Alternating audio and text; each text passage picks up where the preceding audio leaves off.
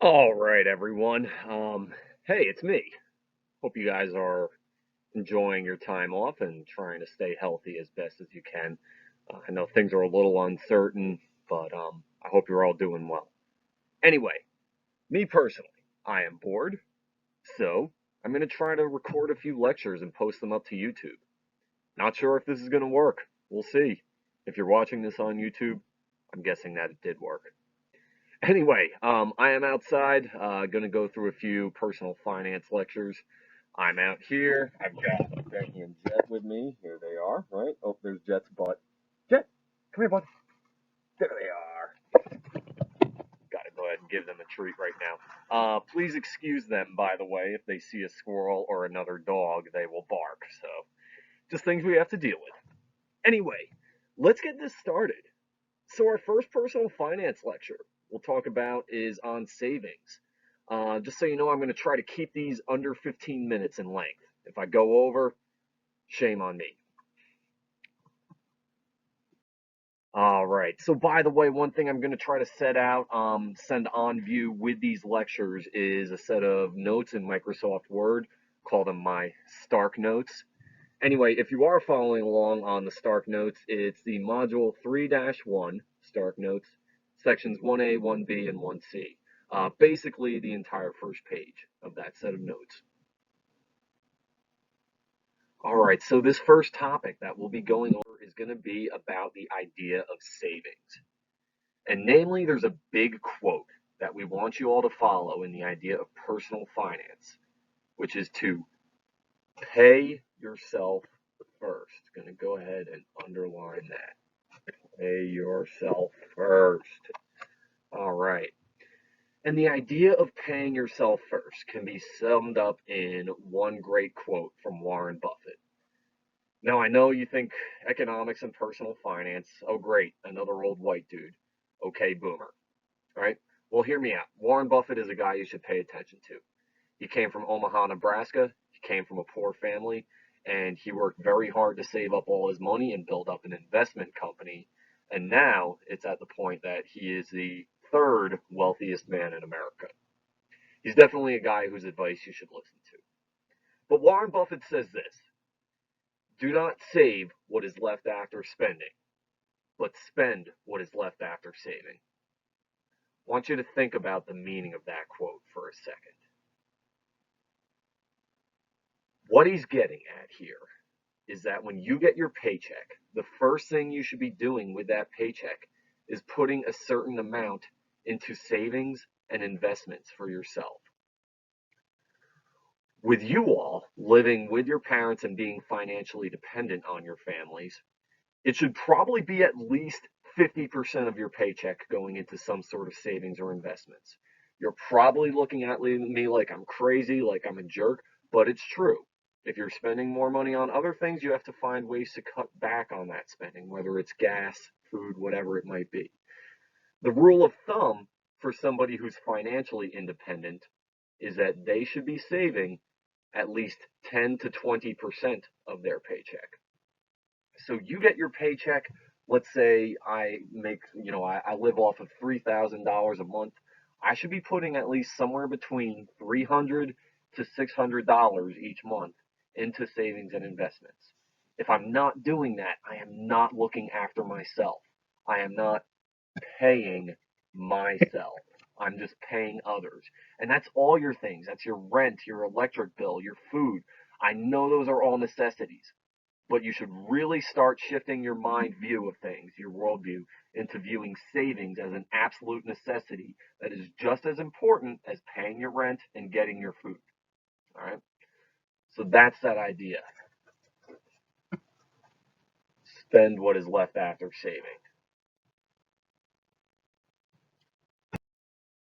So the next section that we want to look at is this idea of the purpose of savings. Now, savings accounts at your bank really serve two main functions. First of all, savings accounts are great for short-term and medium-term goals.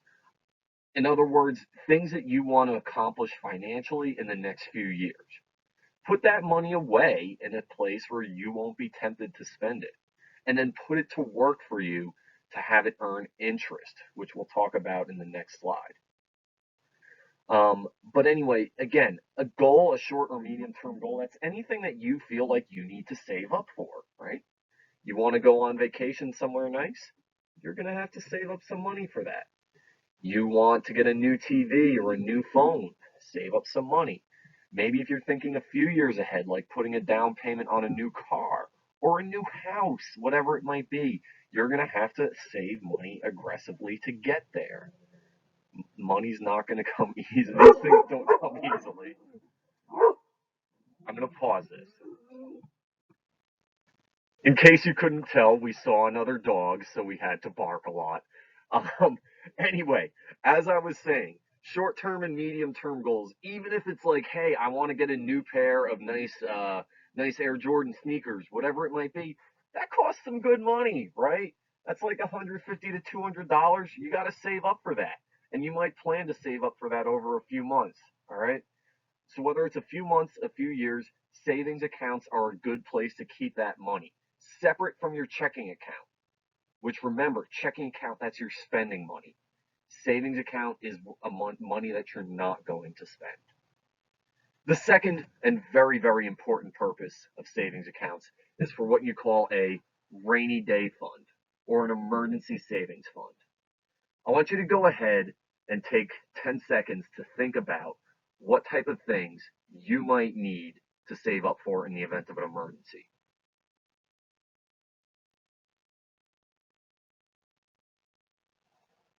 Awkward silence, I know. Okay, so some things that might have come to mind for you.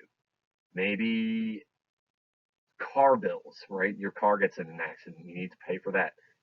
Maybe emergency medical bills. Maybe something happens to your house because of a natural emergency or a natural disaster. Or maybe it's something like what's going on now. All right. This COVID-19 pandemic, it's not just affecting people having to pay bills. A lot of people are losing their jobs and their source of income because people can't go out anymore. Now, my heart aches for those people, but the smartest among them have been building up emergency savings funds. All right. I've talked to a couple friends who were very, very fortunate. They owned a small business. They had to close, but they had about 6 months worth of savings. Hopefully, this all blows by that point.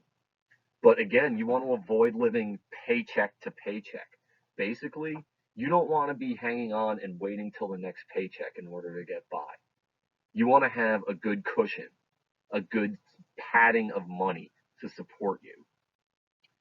The general rule of thumb, it doesn't need to be a specific amount, but the general rule of thumb is to take your monthly income and multiply that by 3 to 6. So if I make $3,000 a month, my emergency savings should be somewhere between $9,000 and $18,000. I know that's a lot. And yes, you have to save very, very aggressively when you're young. That means making some sacrifices in your lifestyle. That means maybe not going out on a trip a certain year, maybe not going out to eat as much, maybe not getting a pet when you're young, which I know I don't follow that rule. But what I'm saying is that you have to sacrifice your lifestyle in order to build this up. It's true. The smart people who saved up a lot of money and are now dealing with this coronavirus pandemic, those people are far better off than the people that never built up an emergency savings fund. The last thing I want to talk about is interest. All right. We've talked about in this class before, when we talked about the Federal Reserve, we mentioned interest and how it is the cost of borrowing money.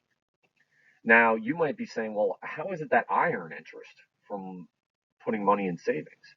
Well, think of it this way. When you put your money into a savings account, you are actually lending money to the bank. And they can take that money and turn around and lend it out to other people and other businesses. That's how banks work. But you're doing the bank a favor. You're lending them some money. And when you lend money to that bank, they will pay you back in interest. Now, there are two forms out there. There's simple interest and compound interest. With simple interest, you are just earning interest on the money that you put into the bank, right? An example would be if I put $1,000 into that bank and that's all I put in for the year, at 4% interest for the 1 year, it will grow into $1,040, right? Because 4% is, $40 is 4% of 1,000, right? So that turns into this.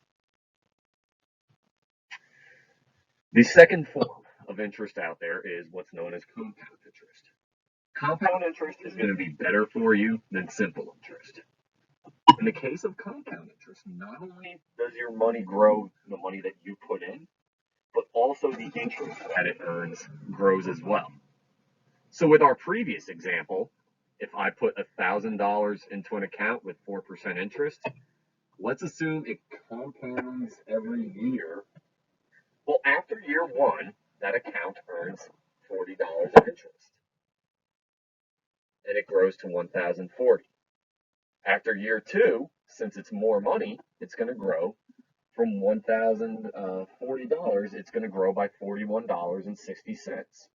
Year three, it's going to grow a little more, $43.26. Because every year it's earning more on the interest that is already accrued from that account. Works out better for me. So what you want to look for with interest is, one, a higher interest rate, and two, interest that compounds more frequently. If it compounds every year, great. If it compounds every month, awesome. You will even find a lot of accounts out there that compound every day. They build off of the interest that they already earned. The more frequently it compounds, the better. So to recap, pay yourself first. You guys really, really need in this generation to start thinking about saving money and investing money aggressively. When you're financially independent, the rule of thumb will be save 10 to 20% of your income. Two purposes of savings. Number one, saving up for the goals, the things that you want to be able to afford in the future, right? Down payment on a car, a vacation, saving up for your wedding, whatever it might be. And number two, you want to have that emergency fund, that rainy day fund, 3 to 6 months worth of income. You want to have a good cushion in case something happens where you lose your income for the month. Finally, earning interest. Remember, when you put the money into the bank, you're doing the bank a favor. You're lending money to them, so that money's going to grow by a little. Simple interest, it's only the money that you put in grows. So that's not great for you. But if you get interest that compounds, it earns interest on the money that you put in as well as the interest. And the more frequently it compounds, the better it'll be for you. Awfully proud of myself for keeping that under 15 minutes. Anyway, I hope you guys are doing okay. Stay safe and stay healthy. And remember, like I said here, really start thinking about saving your money up. Have some conversations with your parents about this stuff. Feel free to message me on the Remind app or via email or through Canvas if you guys have any questions. Hope you all have a great day. See ya.